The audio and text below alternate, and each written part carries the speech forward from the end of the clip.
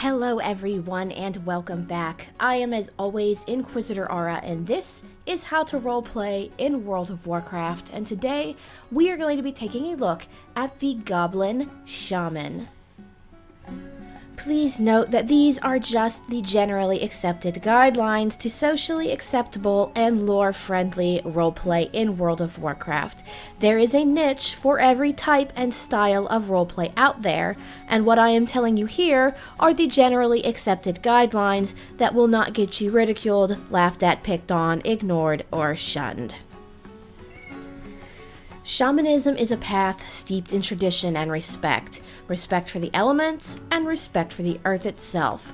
It is an honor-bound practice that relies heavily on the connection between the immortal elemental spirits and the mortals that inhabit the physical plane. Unless you're a goblin, then it's just business. Goblin Shaman are as unique with their approach to shamanism as they are with just about anything else, with an acute business acumen and painful attention to detail intended to exploit in the goblin's favor, of course.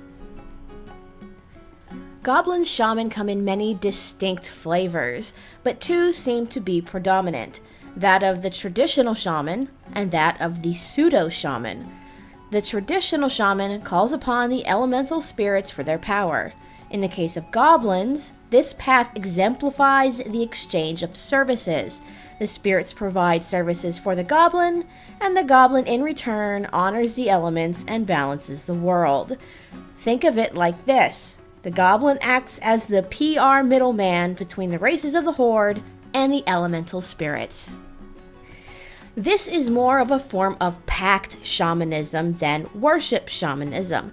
The goblins often will have in-depth and loophole-free contracts with elemental spirits, either written or verbal, in which goblins trade accessibility to the physical plane with personal power, while worship shamanism is more along the lines of traditional orcish shamanism.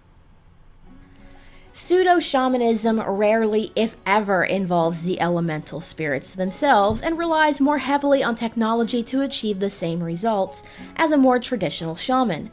These types of goblin shaman are often referred to as environmental engineers, and they focus on manipulating the raw elemental forces for personal gain. This could include some very engineer-based totems, such as totems fueled by gasoline, water condensers, fans, and drills to tap directly into elemental forces, as well as engineering gizmos for other spells, such as a pair of electrified gauntlets for lightning bolt, or a hose and nozzle attached to a water tank for healing spells. All in all, Goblin Shaman are another extension of their society's single-minded devotion to making a profit. Elemental spirits are viewed as potential customers, and while the goblins are quite a bit more forceful in their negotiations with the elements than all of the other shamanic races, with the possible exception of the Tonka, they do create ironbound contracts with the powers of the earth that not even the wiliest of elementals can breach. As crafty and cunning as the goblins are, they could have learned shamanism pretty much anyway, but for the most part, goblins learned shamanism based on where they started out in life. For instance, the Bilgewater goblins, those that started out on Kazan and in Undermine, likely learned it from the jungle trolls that they once served as slaves, who then eventually became their slaves. Many other goblins, however, might have not learned it until they joined the Horde. This could include any ex-Steamweedle cartel members. And yet many others over the course of their lives have simply experimented until they discovered the secrets of shamanism. In any case, no matter how you learned shamanism, if you follow the more traditional shamanic path and deal with the elemental spirits, it's likely that you treat it very much like a business. When I say business, I mean that you, as the shaman, run the day-to-day operations, in that you do things for the elementals, and in return, you get power. In accordance with your contract, of course. Now, with contracts, you could have any number of contracts, really. You could have a small number of contracts or only one, with particularly powerful elemental spirits, or you could have dozens. Remember, totems serve as contracts and are often bound to one specific element, one specific elemental, and one specific power that that elemental is willing to provide to you. Now, this could provide you with some interesting roleplay. If you have only one contract, perhaps with a very strong elemental spirit, maybe you have a bit of a hard time getting him or her to do what you want.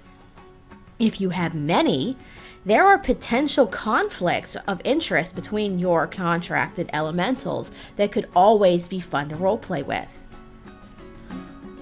Goblin Shamans, though not particularly traditionalist, are masters of the business deal, and to them, shamanism is nothing more than a business meeting between two interested parties.